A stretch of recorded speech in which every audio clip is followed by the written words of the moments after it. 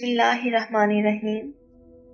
معزز سامعین، فتنوں کا ظہور قرب قیامت کی نشانی ہے۔ موجودہ دور میں بھی بہت زیادہ فتنے رونما ہو رہے ہیں۔ ایک لحاظ سے پوری انسانیت کو ان فتنوں نے اپنی لپیٹ میں لے رکھا ہے۔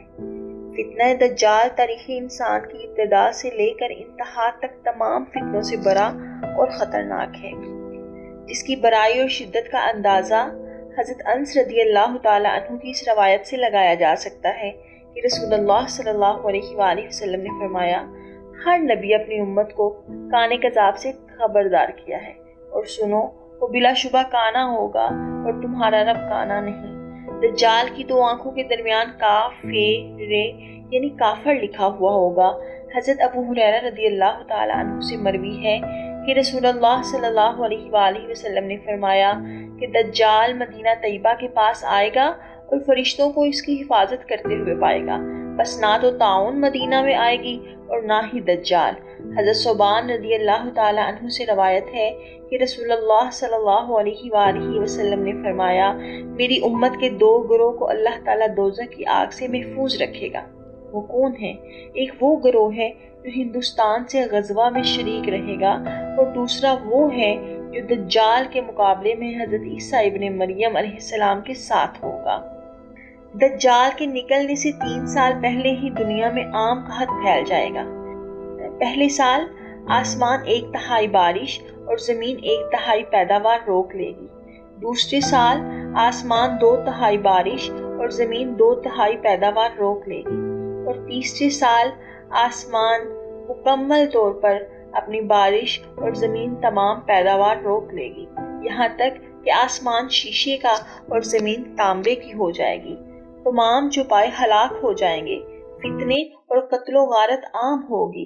تب دجال مشرق کی سمت سے خراسان نامی شہر سے نکلے گا۔ قیامت کے قریب حضرت عیسیٰ علیہ السلام کے نزول سے کچھ عرصہ پہلے آئے گا۔ دجال اپنے آپ کو سب سے پہلے نبی کہے گا، پھر خدائی کا دعویٰ کرے گا۔ اپنے پیدا کردہ زبردست شکوک و شبہات میں انسانیت کو پھانستا چلا جائے گا، خود کو خدا کہے گا۔ نبی اکرم صلی اللہ علیہ وآلہ وسلم نے فرمایا، فتنوں کے درمیان سب سے زیادہ خوش نصیب وہ ہوگا جو چھپا رہے گا اور پاک صاف رہے گا۔ اگر سامنے آئے تو کوئی اسے پہچان نہ سکے، اور اگر سامنے نہ ہو تو کوئی اس کا حال احوال بھی نہ پوچھے۔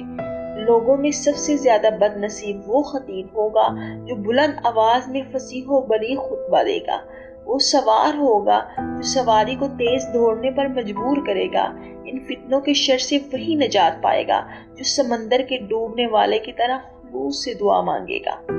ایک وقت آئے گا مسلمان کا بہترین مال بیر بکریاں ہوں گی، جن کو لے کر وہ پہاڑ کی چوٹی پر بارش کے مقامات پر چلا جائے گا تاکہ اپنے دین کو لے کر فتنوں سے بھاگ جائے۔ دجال کے خاتمے کے بعد حضرت عیسیٰ علیہ السلام اس حال میں ہوں گے کہ اچانک اللہ تعالیٰ کی طرف سے ان کے پاس وحی نازل ہوگی کہ میں ایسے بندے پیدا کیے ہیں جن سے لڑنے کی قدرت و طاقت کوئی نہیں رکھتا، تم میرے بندوں کو جمع کر کے کوہ طور کی طرف لے جاؤ اور ان کی حفاظت کرو۔ پھر مالک کائنات یجوج مجوج کو ظاہر کریں گے جو ہر بلند کو پھلانگتے ہوئے اتریں گے۔ ان کی تعداد اتنی کثیر ہوگی کہ جب ان کی سب سے پہلی جماعت بحر تبریہ میں سے گزرے گی تو اس کے سارے کا سارا پانی پی جائے گی۔ پھر اس جماعت کے بعد میں آنے والی جماعت وہاں سے گزرے گی تو بحر تبریہ کو خالی دیکھ کر کہے گی کہ کیا کبھی اس میں پانی تھا؟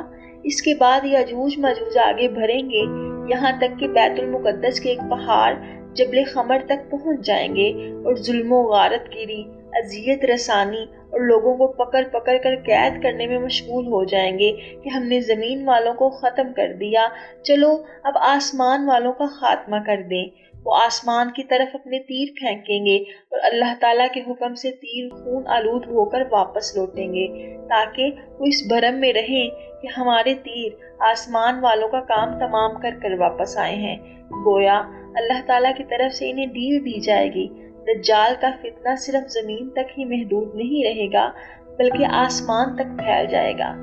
اس تمام عرصے میں حضرت عیسیٰ علیہ السلام اور ان کے ساتھی جو کوہ طور پر روکے رکھے جائیں گے، ان پر اسباب اور معیشت کی تنگی و قلت اس درجے کو پہنچ جائے گی کہ ان کے لیے بیل کا سر تو تمہارے آج کے 70 دیناروں سے بہتر ہوگا۔